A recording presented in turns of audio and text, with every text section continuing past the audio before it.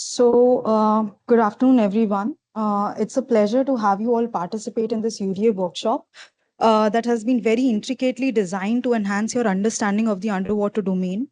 In my presentation today, I'm going to be introducing a very different topic, which is 100 Warriors Initiative of the Maritime Research Centre, which is an effort designed to build community-driven coastal and riverine resilience. This initiative brings together science, policy, capacity building, and local empowerment to create a scalable model of sustainable livelihood and responsible marine governance. I'm excited to share how this approach aligns with the broader UDA framework and how each stakeholder in this room plays a critical role in this journey of ours. So starting with my presentation, I'd like to mention some of the content that I'm going to be covering in my presentation. Although these are not just these are just few of the topics that I'll be covering. There are much more there are more number of topics that I'm going to be covering. So I'll be speaking about the 100 Warriors Initiative, everything about the 100 Warriors Initiative. Apart from that, I will also speak about the major challenges that the coastal and riverine communities face. Besides that, I will also be speaking about the alignment of the 100 Warriors Initiative with the Government of India's Sagar vision, which is security and growth for all in the region. Its alignment with this initiative, and how do we implement the 100 Warriors Initiative on ground. So these are few of the topics that I'll be covering. Starting my presentation to explain to you like what this 100 Warriors Initiative is all about. First, I'd like to mention the fact that this initiative has been crafted and developed by the Maritime Research Centre, and it has been ideated and conceptualized by the internal team members who were all led by our founder and director, Dr. Commander Arnab Das. And besides this, this initiative focuses on strengthening the livelihood of the coastal, riverine, and water resource dependent communities. So apart from just the people who live in the coastal areas or the riverine areas, this initiative is also meant for people who are water resource dependent. So these are some of the, the beneficiaries and what the whole concept is all about. Moving ahead, so here I'll be speaking about the major goals of this project. The main goal is to provide these communities with relevant skills and trainings. So providing relevant skills and training lies at the core of anything and everything that we do at the Maritime Research Centre.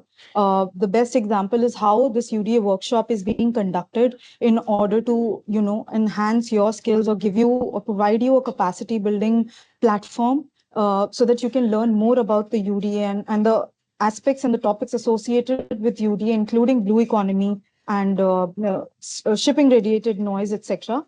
And this will help them better handle. So this project, the main goal of this project is to make the coastal communities, the riverine communities, and the water resource dependent communities handle challenges such as climate change, like one of the biggest challenges that everyone in the world is going through. Second is the unsustainable practices that happen in the coastal and riverine areas. Also the erosion which is happening not just in the coast of the oceans and seas, but also the coast of the rivers. Besides, it also creates economic pressures because of activities related to overfishing and illegal fishing activities. To my right in the presentation, you can see a picture where you can see two of the team members of MRC who are who are making a presentation, and this is from a trip from a field visit which happened last year in 2024 November to the coast of Guhagar and Ratnagiri in Maharashtra. And a lot of my colleagues in the previous presentations have also mentioned about it. So in the due course of my presentation, you will see a lot of images from this particular field visit which happened in 2024. And while this field visit is not entirely, the 100 Warriors Initiative in action, but a part of it, especially the field validation part, or us, collecting the data, or maybe collecting the real insights from the coastal community, are were very well part of this a field visit which happened last year, and it also happened in February this year when our team members were deployed in the coast of Gujarat, which was Viraval coast of Gujarat. So moving on. So now I will be talking about who the major beneficiaries of this project are. So the three major beneficiaries of this project, which I've also mentioned in my previous slides, are the coastal communities, the riverine communities, and the water resource dependent communities.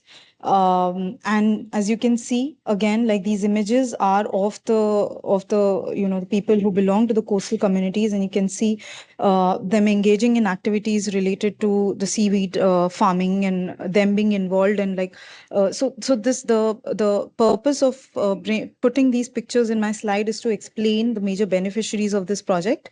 The beneficiaries, as I'd like to repeat, are the coastal communities, the riverine communities, and the water source dependent communities.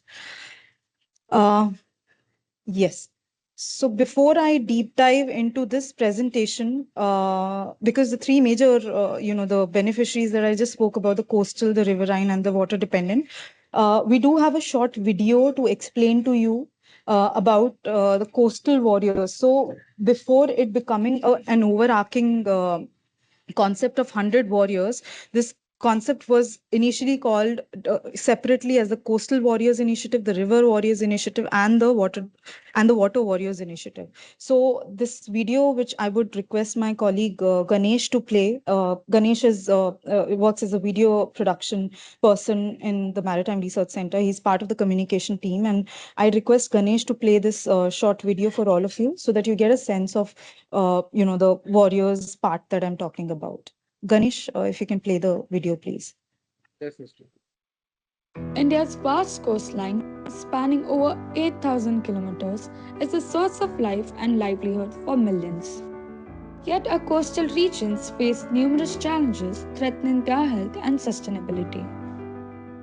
The 100 Coastal Warrior Initiative aims to address these critical issues by mobilizing community-based champions. Let's explore some of the major challenges our coastal region face. 1. Climate change impact. Coastal communities are most affected by changing climate patterns. 2. Mangrove destruction.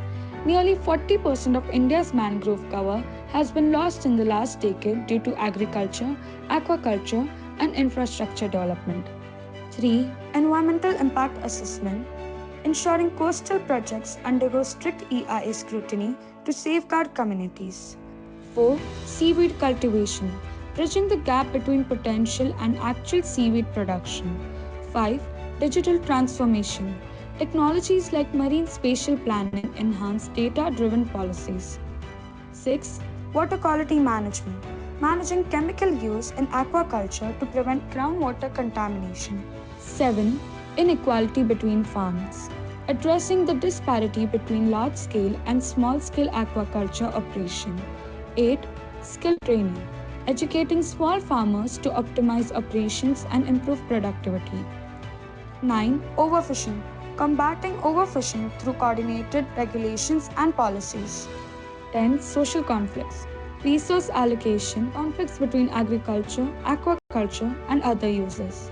Numerous initiatives address these challenges but often lack comprehensive underwater awareness and spatial temporal planning. The Underwater Domain Awareness UDA framework offers a multifaceted approach to coastal management encompassing marine conservation, the blue economy, sustainable development, and digital oceans.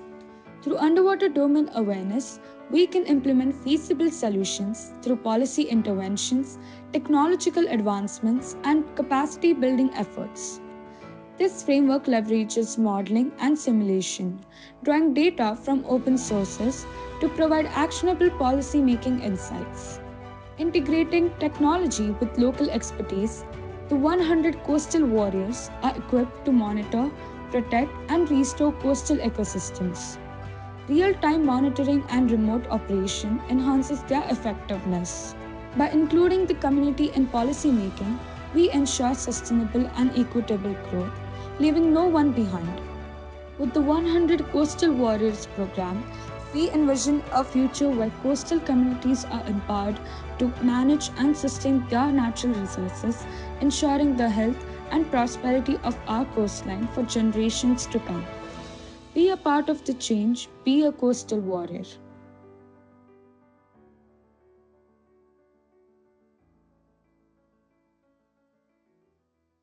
So this short video was to explain to you about the Coastal Warriors aspect of the whole 100 Warriors initiative that we've worked on.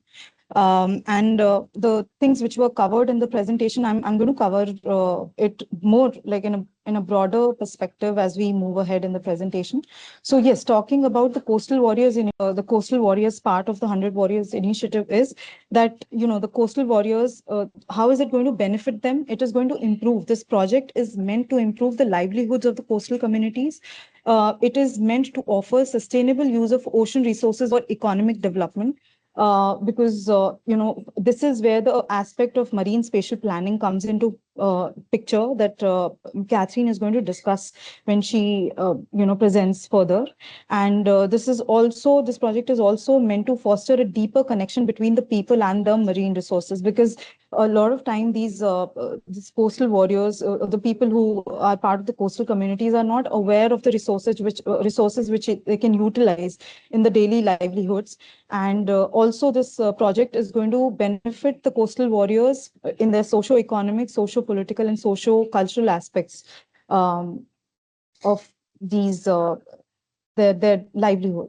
Also, like this is a quote that I've taken from the MRC along with ICWA, which is Indian Council of World Affairs. It's a think tank that comes under the Ministry of External Affairs. So jointly, we did a publication with them, and whole of like most of the researchers, including Catherine and others, including Sridhar and Sir himself and others, everybody has had contributed like their articles in that. And I was also one of the contributors there, in which I wrote about the 100 Warriors Initiative. So this phrase is from the publication, that this project will equip the coastal warriors with skills, training, support to better handle challenges associated with the difficulties related to climate change, as unsustainable practices, coastal erosion, and economic pressures. Second, I'd like to speak a little bit about the river warriors aspect. So besides our ocean, this project, like I mentioned, is going to cover the river dependent communities as well.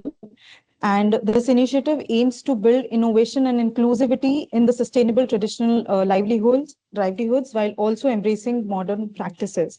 So as we move ahead, I will give you a sense how traditional knowledge is going to be combined with the modern technology in order to create a platform for the 100 Warriors initiative. And this project, like I mentioned, is going to help the river warriors in uplifting the socio-economic, socio-political, and socio-cultural areas of their lives. And it also ensures ecological conservation benefits for the fisher folk community, safeguarding the river's ecosystem and supporting the diversity. So another quote that I'd like to, showcase or speak about is this project, which intends to introduce new employment avenues, will specifically empower the youth from the coastal and riverine communities, which will ultimately help them achieve economic empowerment and employment generation. So the main agenda, or the main one of the major goals, is to create job opportunities and employment avenues for the youth which is involved in this project. Next is about the Water Warriors initiative.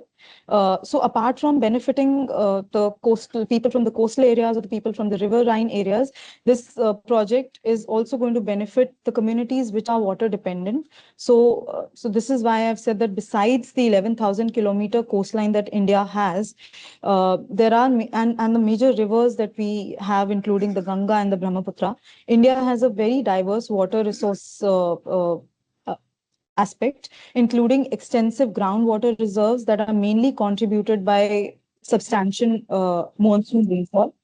Apart from that, the effective management of these water resources requires sustainable practices.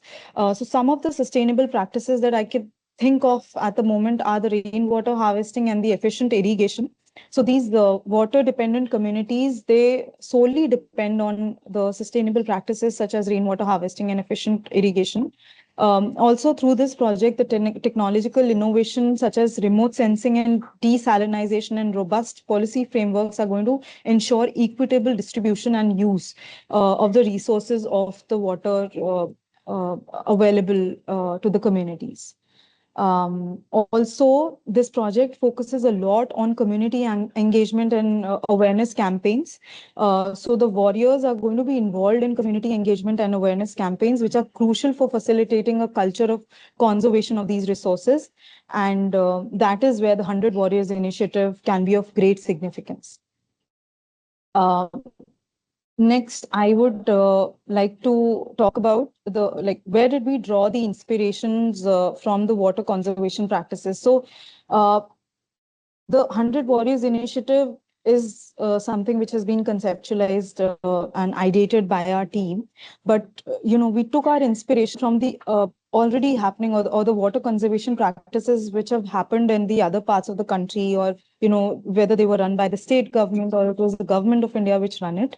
But we did take our inspiration from there. So the 100 Warriors Initiative emphasizes on revival of the traditional water management techniques. Like for example, in Rajasthan, in the ancient system, they had this ancient system called Kundi, which is a simple yet indigenous rainwater harvesting methods, and they are being reintroduced right now. So to the right of my presentation, if you can see, which the image which I pulled out from this magazine called Down to Earth, is how the Kundi process of water conservation happens in Rajasthan. And these systems are designed to collect and store scarce rainfall in arid zones, have offered water security for generations. So that is why I am emphasizing a lot on this aspect, which we call as traditional practices. So we cannot do it just with the technology innovation. We have to couple it with the existing traditional knowledge, which very well exist in our areas which are water dependent or river dependent, etc. Moving on, so we also drew inspiration. So at the heart of the 100 Warriors Initiative is to create empowerment. So an empowerment is the central role of the 100 Warriors Initiative, and nowhere it is more evident than the existing practice of Jal Sahelis, where women water stewards from Bundelkhand in India, they were the ones. So these women have been trained in the technical and practical aspects of water conservation.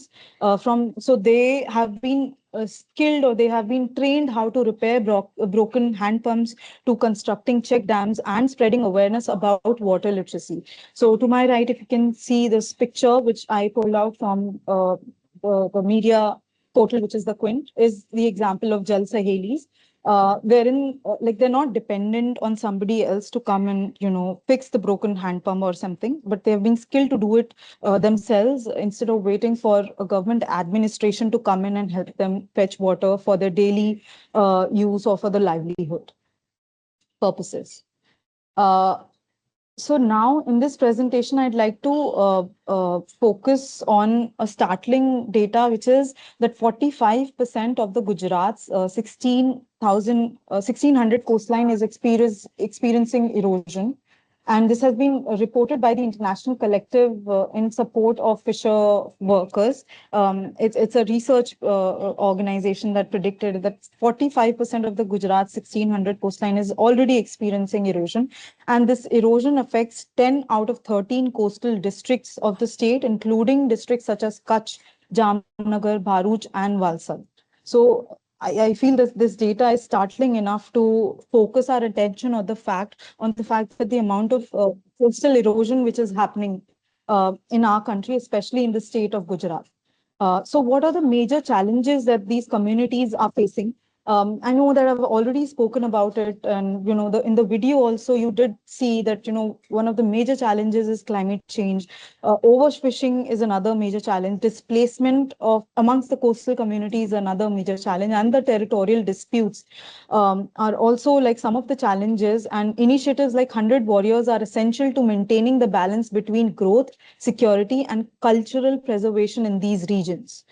Um, Yeah, another image which was captured by our team during their visit to Guhagar in Maharashtra.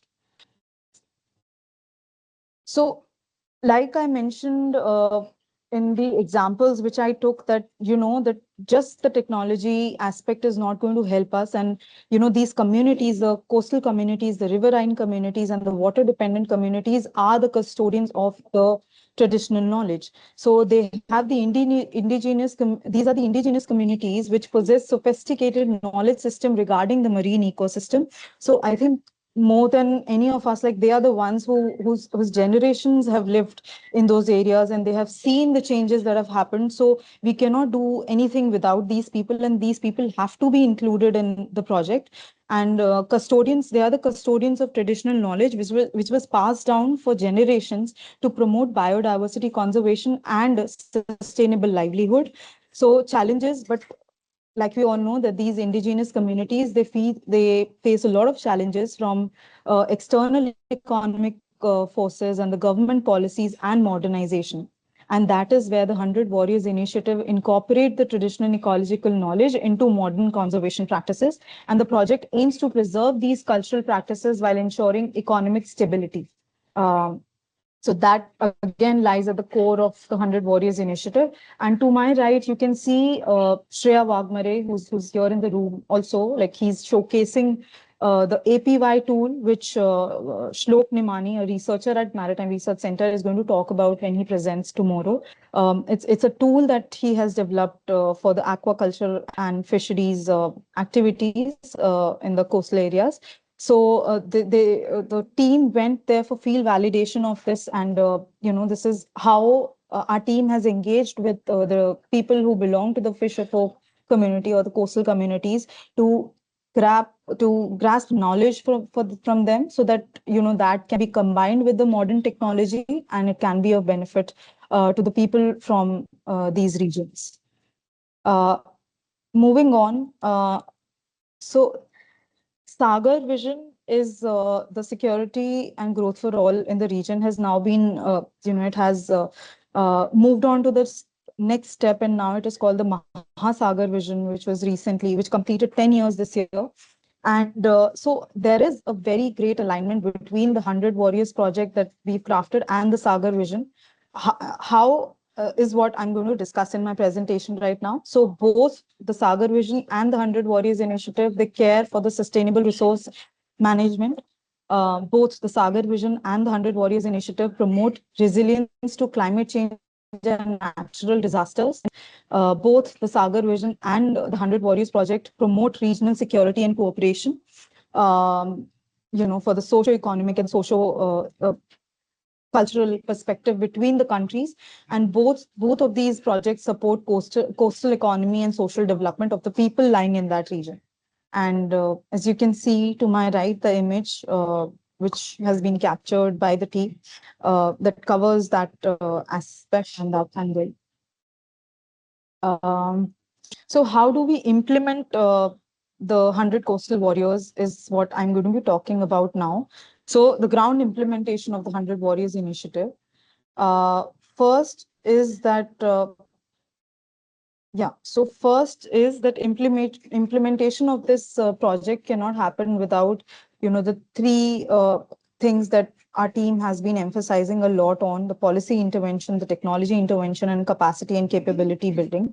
So the policy intervention includes the people, economy, nature. I will explain that bit when I move to the next slides. Technology intervention, because we are introducing the innovative technologies to support the coastal and riverine and water dependent communities. Capacity and capability building, because we are trying to create awareness and trying to skill and give them training regarding, so that they can implement those things, they can use those technologies, and they can spread awareness and create literacy amongst the larger groups. And that includes the 2C, to understand, and to share aspect of the capacity building, which I'm going to speak about in soon. So the policy intervention bit. So here in the image, you can see our team is interacting with the policymaker of that region that they visited. So step one is initiating and maintaining dialogues with relevant stakeholders, including community members, industry experts, and policymakers. So as part of the policy intervention bit, what we're going to do is we will help the 100 warriors initiate and maintain dialogues with relevant stakeholders. Step two will be they will be based on the initial talks and analysis. The 100 warriors, which are going to be selected, will collectively come out with a policy brief suggesting modifications to the existing policies which are already there, that has been created for the coastal, riverine, and water resource dependent communities. Step three is going to be to propose strategies for creating and implementing these policies that are both effective and sustainable, because a lot of times the policies just keep hanging in the parliament and they do not get implemented or executed, and that is why there are going to be strategies for making them implementable on ground, is what the 100 warriors initiative plans to do under its umbrella policy intervention aspect. And then step four is EIA formulation that would holistically look at the impacts of the environment while also considering the socio-economic factors. So this is basically doing an analysis of the economic, of the environmental impact front. And basis that, we will form the factors which are going to affect them and help them. Next is the technology intervention. So so step one is to identify the problems where the technology can be a solution. So the 100 warriors will first identify the technology, how technology is going to be a solution. Is the 100 warriors are going to integrate the technology into the existing solution. So there might be solutions which are part of their traditional knowledge which is there, but how do we club them with the technology so that they can be enhanced, is what the warriors are going to do as part of the step two. Step three will be about developing and implementing the technology solution, because just knowing and having the technology is not going to help. The implementation of the technology solution is what we are looking forward to when we say technology intervention. And step four is about promotion of the marine spatial planning schemes for data-driven policy making, for which the team is already working on creating an MSP tool, and which is very much in line with how the 100 warriors are also going to be equipped and skilled and taught about that. And yeah, and the last is the capacity and capability building.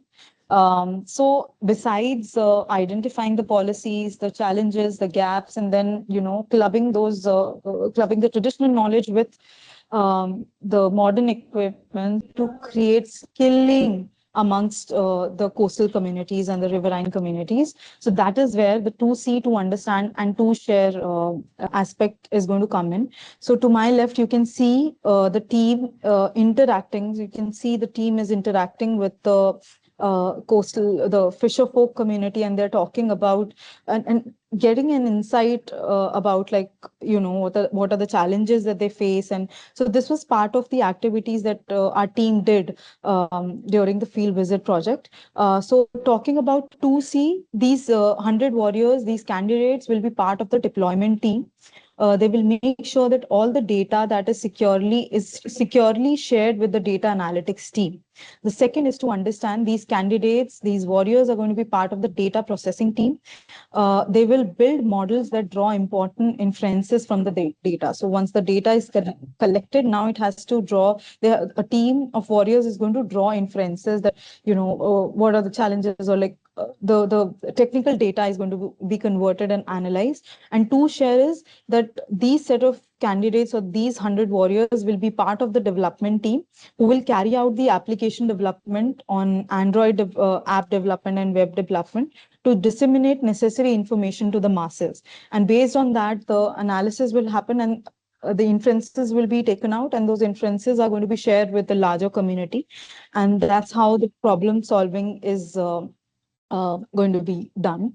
So now, as part of the culmination of my presentation, I would request again Ganesh to come in and play a video. This video is based on the UNESCO's ongoing project called Coast Predict. and it's similar, and it's in line with the coastal warriors and the coastal warriors, especially that initiative. So Ganesh, if you can play that video, I think it is going to be insightful for all of us to understand what the United Nations is doing in order to protect the coastal terrains of our country and of the world.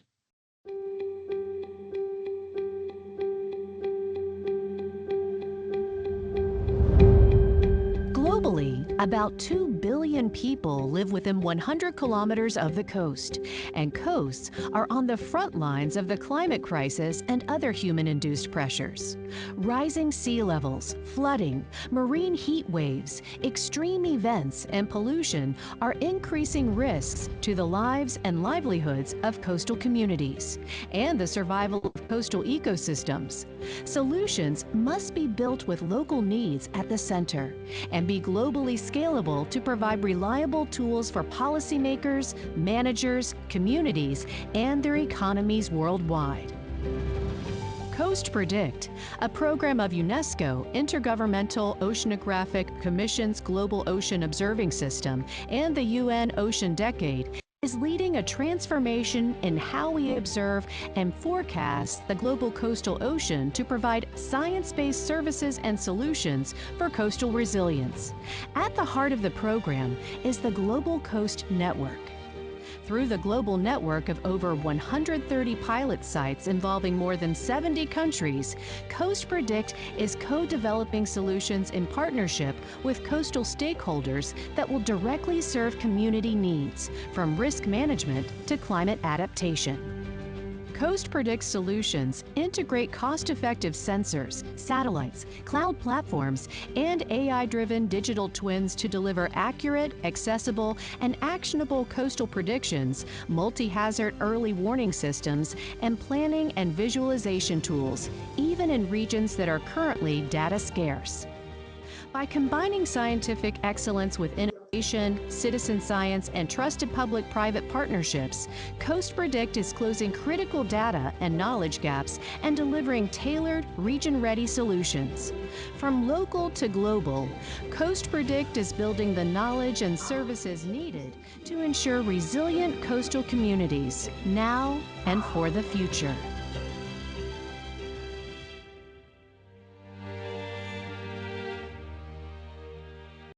Thank you so much.